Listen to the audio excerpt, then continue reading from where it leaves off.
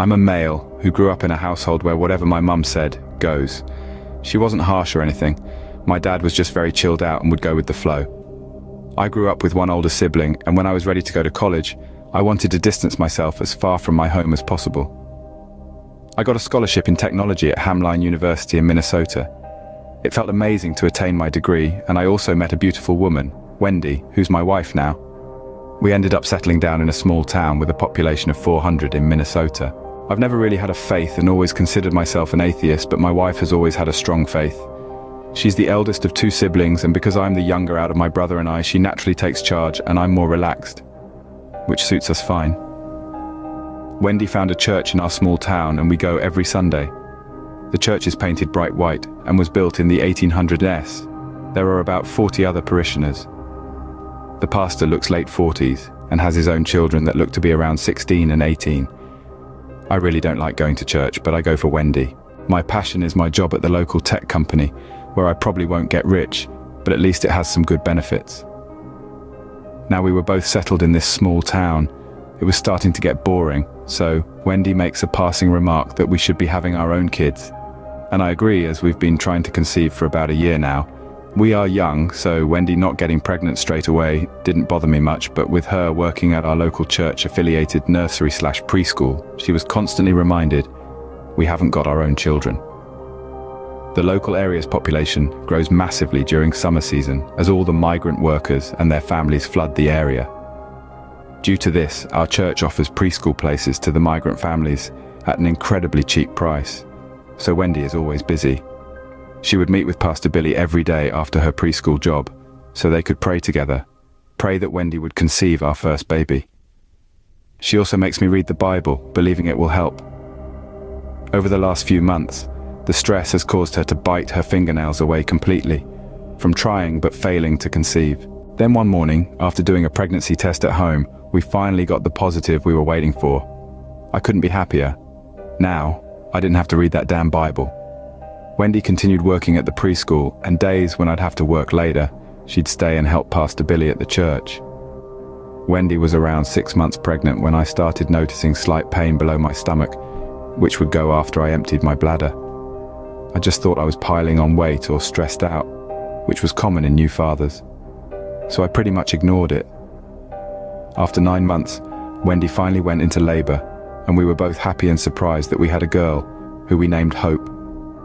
After 3 days at the hospital, we took her home. It was a ranch home, consisting of 2 bedrooms and 1 level. Everything we needed for Hope was all set up and waiting for her. Wendy still continued to work at the preschool and took Hope there as well. Scene script: 3 months after everything was great, we had a healthy, happy baby, and Wendy was also happy. My pain, however, was still there, so I made an appointment with a urologist, and that was where I discovered I had a form of benign prostatic hyperplasia, or BPH, where a large variety of tests were done, and the urologist told me I had non-functional testes, meaning they produced 0 sperm.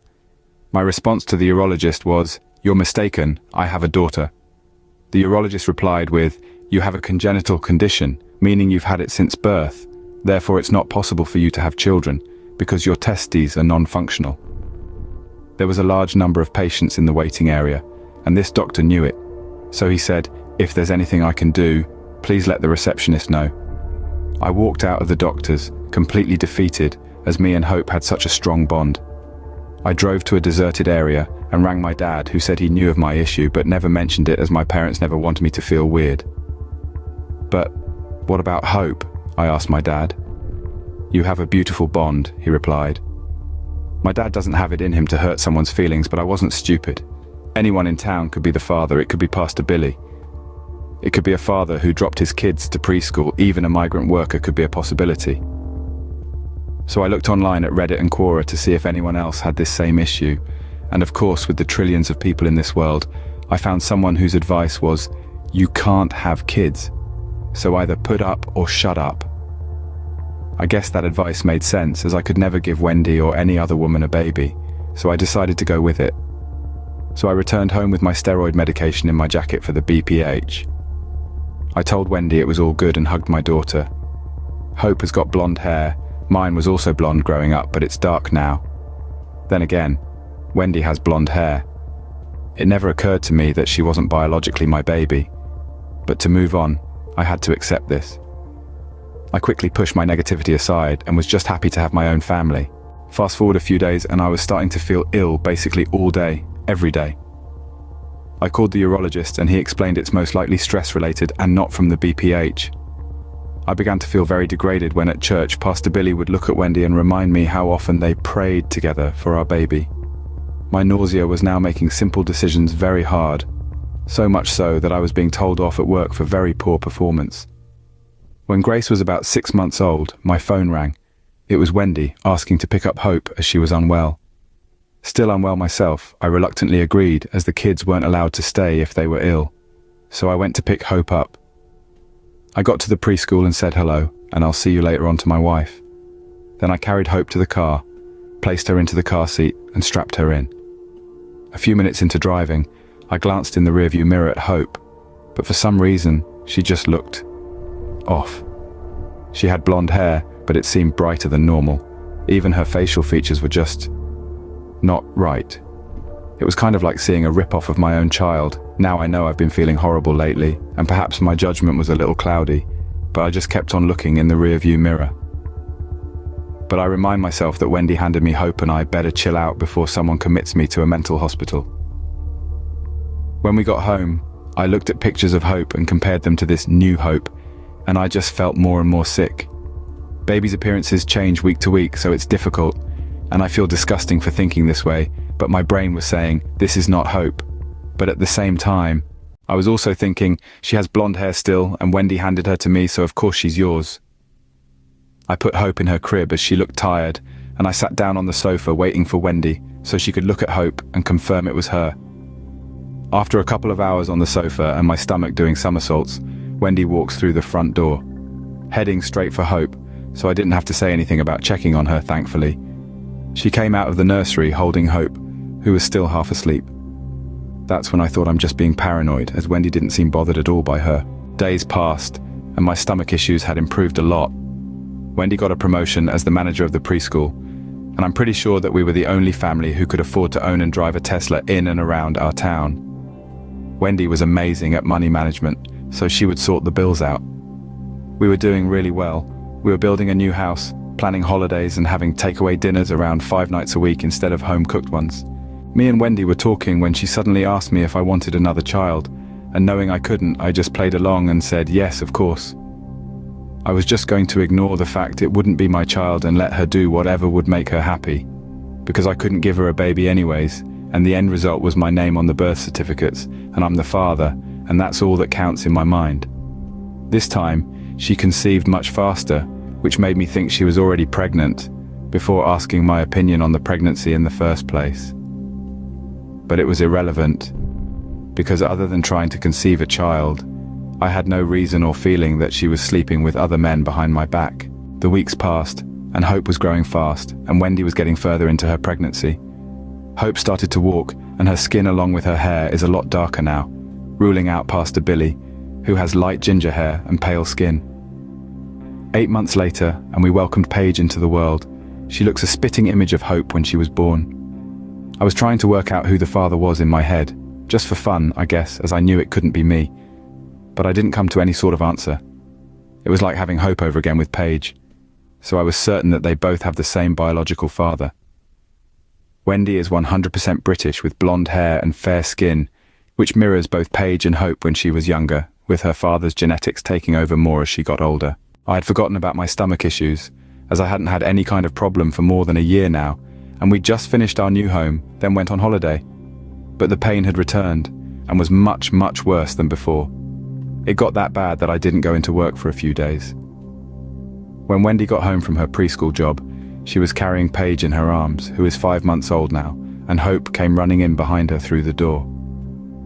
Wendy asked me how I was, then told me how busy the preschool was at the moment with the migrant children.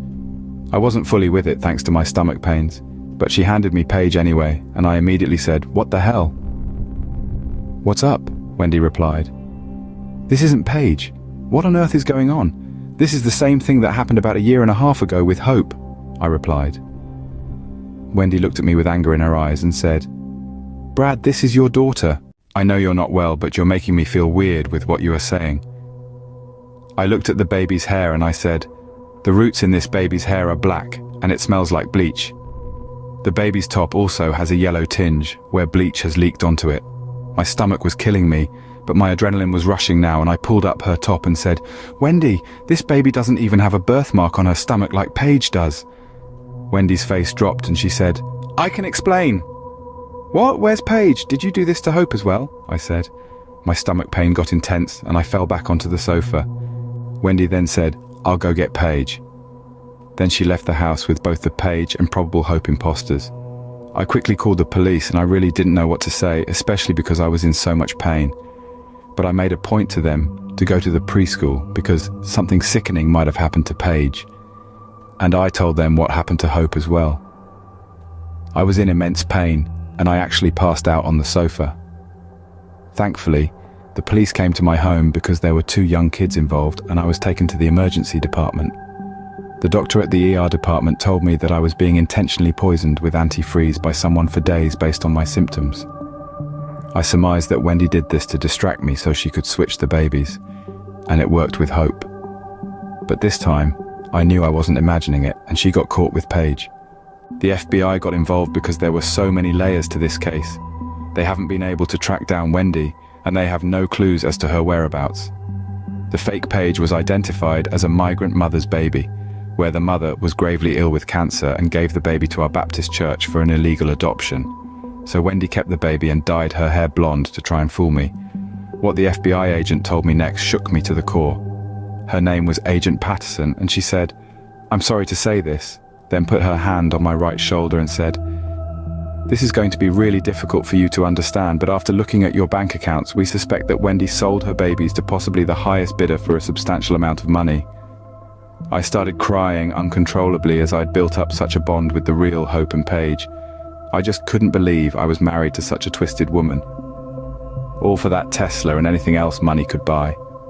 Agent Patterson told me people pay a lot of money for young girls with blonde hair, and there's no way of knowing what the bidder's motives were for my girls. But assume the worst, because evil deals like this are done underground for a reason. After hearing all of that, I just wanted to destroy absolutely everything, including this house that Wendy had bought with that disgusting money. I rang my dad and told him everything, and once again I was left defeated when my father said, yeah, your mom told Wendy about your testicular problems when you 2 were first dating. I can't believe your mom never told you, as we all know she has a big mouth. I really wanted to die now, so I looked around for a sharp object in this disgusting house, because obviously Wendy had intentionally chosen me years ago, assuming I wouldn't be bothered about her switching her babies. As I would know, they're not mine anyway, although I did fall for it with Hope. I laughed at what a fool I've been and then took an antidepressant tablet. The only good thing is that the fake Hope couldn't be identified, and the courts have no idea who her parents are or who she really is. So because I'm the only father she knows, she got to stay with me.